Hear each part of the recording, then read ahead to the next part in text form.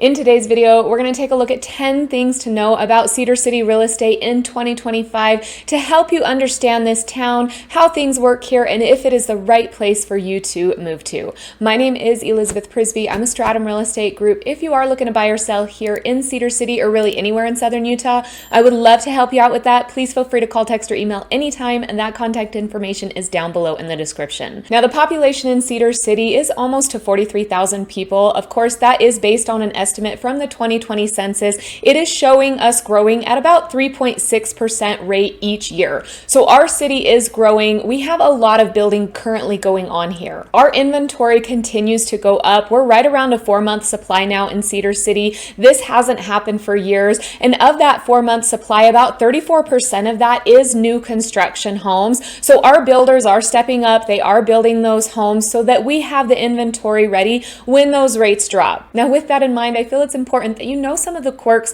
of our Cedar City real estate. It's not like every town. Some things might feel the same, but there are some unique differences about Cedar City. Number one on this list is we have very few 55 plus communities. I get a lot of people that reach out. They're looking for a retirement community. Cedar City is only about 45 minutes north of St. George, Utah. St. George, Utah is a huge retirement community. They have a lot of places like Sun River that have those 55 plus communities with a lot of amenities, great place to retire. Cedar City really doesn't have a lot of retirement communities. I can think of one 55 plus community, and there's usually not any homes in there for sale. So if you're looking for something like that, don't expect to find it here yet. I do believe there are some developers coming in and looking to add more retirement communities to our area. So far though, they are not here. Number two is our property taxes. Our property taxes are pretty affordable when you look at them compared to the rest of the country. However, they are going up like everything else.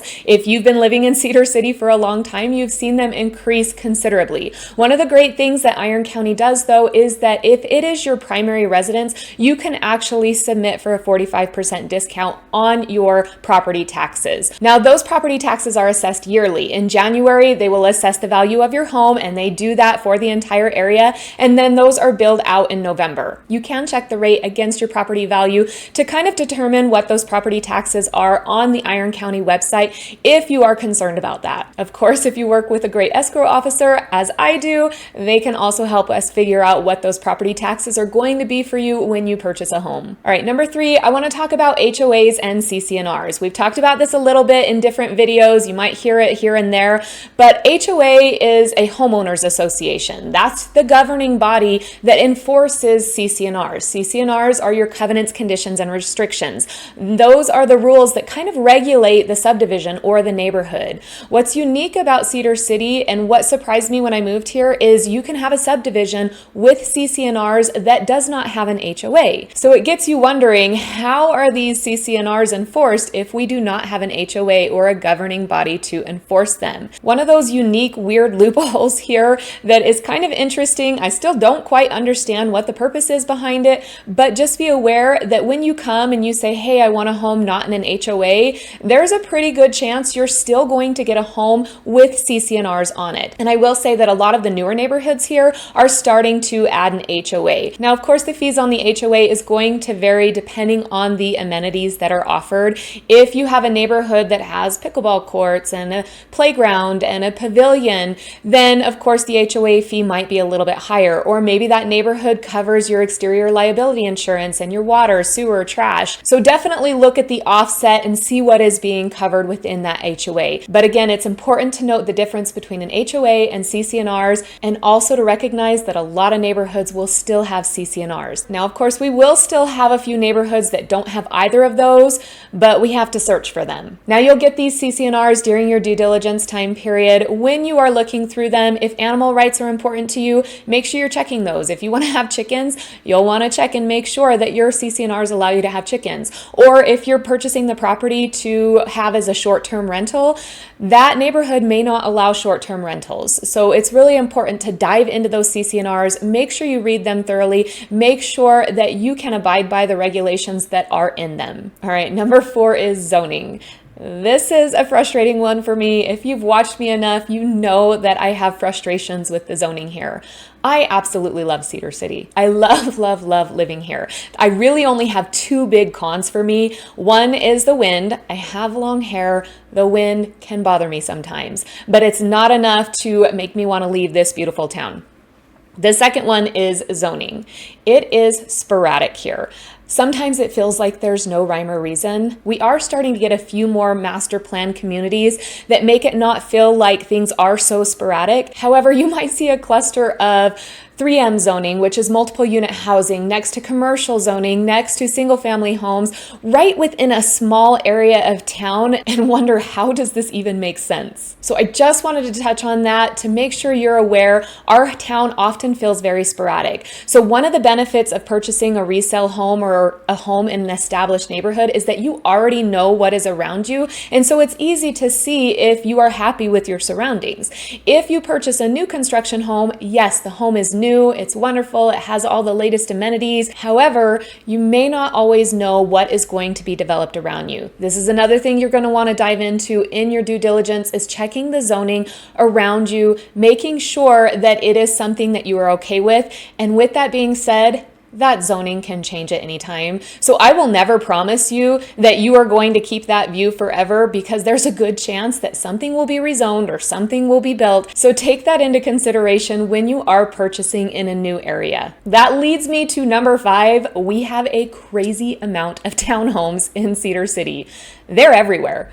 You can turn a corner in a single family neighborhood and have an acre lot, and all of a sudden a couple of townhomes pop up in this one random lot.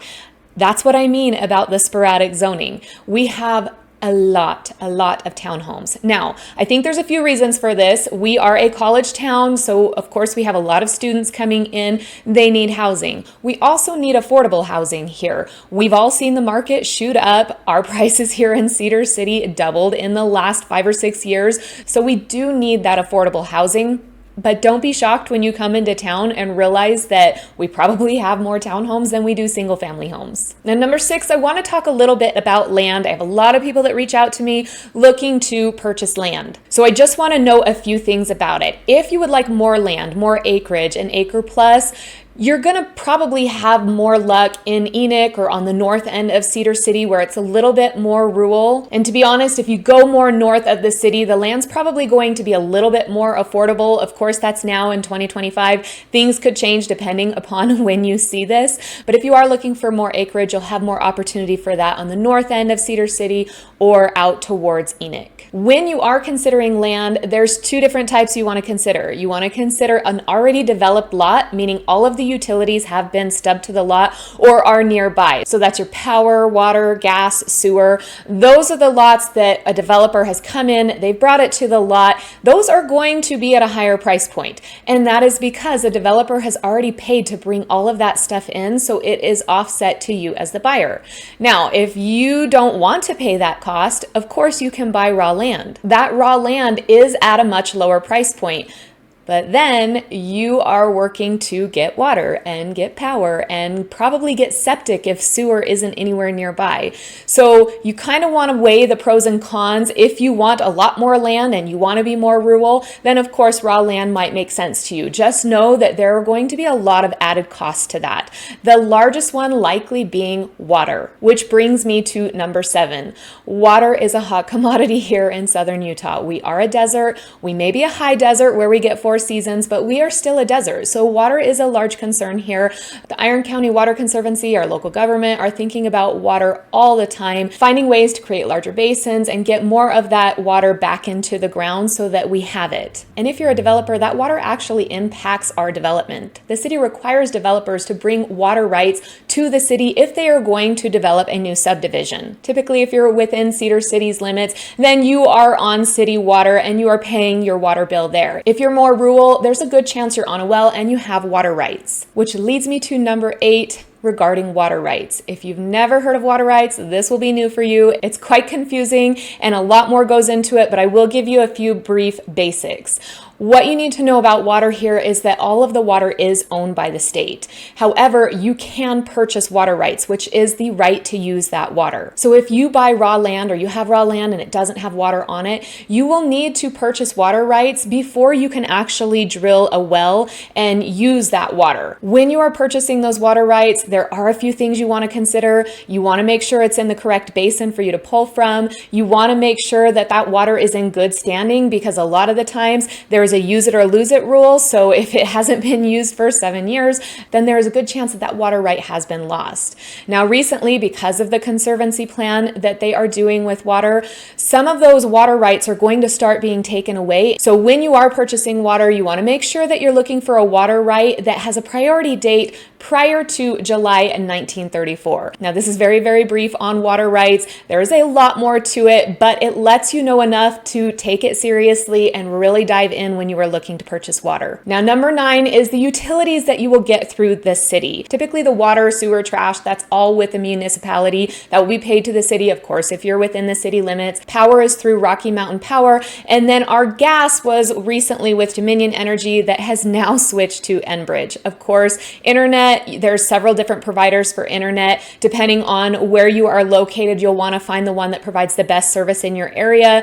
I always look for that fiber cable so that I can get the highest speed because, well, I do this. And then the last thing that I wanted to touch on that is pretty important for us is our median sales price right now in 2025, we're in the middle of April, is right around $356,000. That is quite a bit lower than the national median sales price. So that tells you that Cedar City is a pretty affordable place to live as far as housing costs go. Our housing costs are still better than they are in a lot of places in Utah. And like I said before, our home prices have risen quite a lot in the last 10 years. We have doubled. So that is a big increase for this town. And in our town, we have pretty low paying jobs. We don't have a very high living wage. So although that median sales price is more affordable than a lot of the country, it doesn't always feel affordable if you have a low paying job. Typically those that I see migrating here are those that are working remotely, those that are retired, or those that have already secured themselves a job in one of our industries. Now, that's not to say that we don't have industries that pay well.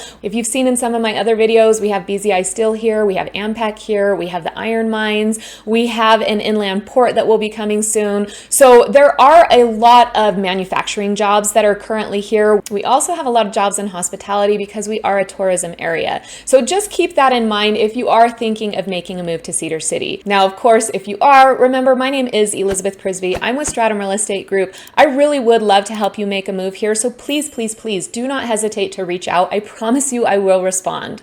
All right, until next time, have a wonderful day.